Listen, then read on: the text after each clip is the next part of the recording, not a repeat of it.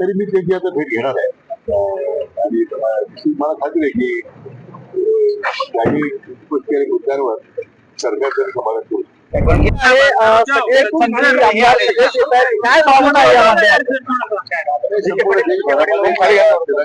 माहोल आहे आपल्या देशाच्या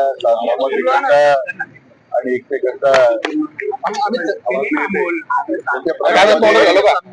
प्रचंड प्रतिसाद नागरिकांना मिळतोय. मला वाटतं आदरणीय प्रधानमंत्री नरेंद्र मोदीजी त्यांच्या नेतृत्वात आणि एक बलशाही भारताची आज निर्मिती होते. मला वाटतं या तिरंगी आठवड्यात आहे याचं अधोरेखित होत आहे. काश्मीर ते कन्याकुमारी पर्यंत मोठ्या उत्साहाने तिरंगी यात्रा आपल्याला पाहायला मिळते. उत्साह सांगतात अंबादास दानवे उभाटाचे नेते आहेत, त्यांनी एक ट्विट केलंय तर त्यांनी शालेय विद्यार्थ्यांची यादी दाखवली आहे.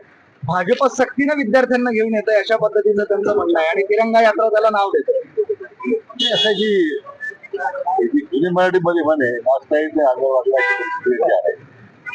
पलीकडे काय त्यांच्या मला वाटत नाही त्यांच्या फार प्रतिक्रियेला आवश्यकता. तर दरांगे फार आक्रमक झालेले आहेत, सरकारच्या सगळ्याच मंत्र्यांवर निशाणा साधत आहेत, फसवलं अशा पद्धतीची भाषा वापरतायत. तुम्ही आधीपासून या सगळ्यात आहात, काय सांगाल त्यांना? मी ही भूमिका मांडत आलोय की माननीय जरंगे पाटलांचं मला वाटतं एकूणच कार्यपद्धतीबद्दल त्यांच्या मनामध्ये काही त्याबद्दल काही आशंका वाटते. तशी वस्तुस्थिती नाहीये. आता जेवढी झालेले चर्चेत आम्ही एका बऱ्यापैकी निर्णय काही बाबतीमध्ये निर्णयाची अंमलबजावणी आता सुरू होते. तरी मी त्याची आता भेट घेणार आहे. आणि मला खात्री आहे की काही मुद्द्यांवर सरकारचं समाधान करू. आंदोलन सुरू आहे, उपोषण सुरू आहे. त्यांचं म्हणणं असं आहे की मराठा समाजाला शिक्षण आणि नोकरीमध्ये आरक्षण पाहिजे, राजकारणात नाही दिलं तरी चालेल अशी भूमिका घेऊन जाते पाटील आरक्षणाला बसतात. आरक्षण संदर्भातला जो मुद्दा आहे तो आता मागे सर्वोच्च न्यायालयापर्यंत आपण जे आरक्षण देण्यासंदर्भातला मुद्दा त्यामध्ये आता एसीबीसीच्या माध्यमातून आता आणि मला वाटतं नाते पाटलांचा जो मुद्दा आहे त्याचा पहिल्यापासून एक चांगले कार्यकर्ते आहेत, खूप काम केलेले बाबतीमध्ये त्यांना स्वतः मी आज होणार आहे. परंतु मला वाटतं त्यांची जी मागणी ती या संदर्भामध्ये कार्यवाही सुरू आहे. त्याच्यामध्ये वेगळं काय आता आपण जे काही 51% जी कॅप आहे त्यामध्ये त्याच्या पुढे जात आहे आपल्याला. परंतु एसीबीसी निमित्तानं जे आता आपल्याला संधी मिळाली आपल्या समाजाच्या मुलांना तेव्हा मला वाटतं संधीचा आता उपयोग आता समाजाची आमची तरुण मुलं घेत आहेत. म्हणून तो सुद्धा मुद्दा समजू शकतो. सर, जरांगे पाटील असं म्हणाले महसूल मंत्र्याला उद्देशून की 28 तारखेपर्यंत सुधारा आणि ते संबोधन हे सरकारला होतं. मला वाटतं कोणत्या संदर्भानं बोलले माहित नाही, पण खरं म्हणजे महसूल मंत्र्याचा काही संबंध नाहीये. महसूल मंत्री काही दाखल देत नाही. जात पडताळणी समिती आहे ती दाखल देते. आता जात पडताळणी समिती जी आहे ही कॉन्स्टिट्युशनल अथॉरिटी आहे. त्याला मी काय आणि मुख्यमंत्री सुद्धा डायरेक्शन देऊ शकत नाही.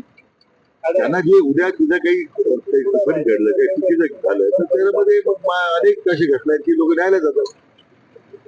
परंतु कॉन्स्टिट्युशनल अथॉरिटी असल्यामुळे जात पडताळणी समितीच्या संदर्भात योग्य निर्णय करते.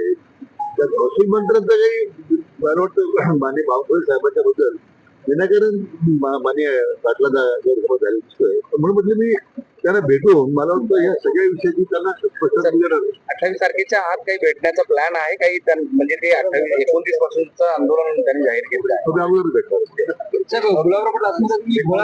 भाजपाने खाऊन टाकला लोकसंघाच्या कार्यक्रमात बोलत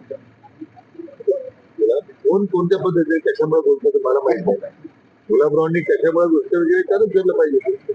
तर संजय राऊतांनी मोदींवर टीका केली की असं म्हणत की मोदी जेव्हा मिठी मारतात तेव्हा एक दोन राष्ट्रपतींचे श्वास थांबले होते.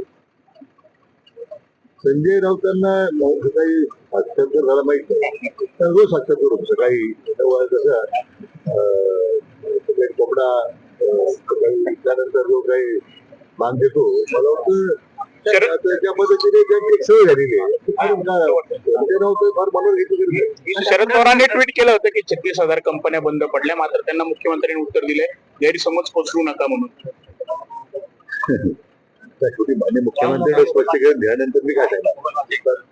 एक नेरेटिव्ह सातत्याने तर म्हणजे ज्येष्ठ नेते आहे, परंतु त्यांचं संपूर्ण जे वाटचाल पाहिली ती ती अशाच पद्धतीने फेक नेरेटिव्ह पुढे गेलेली आहे. म्हणून त्या पक्षी या दोघी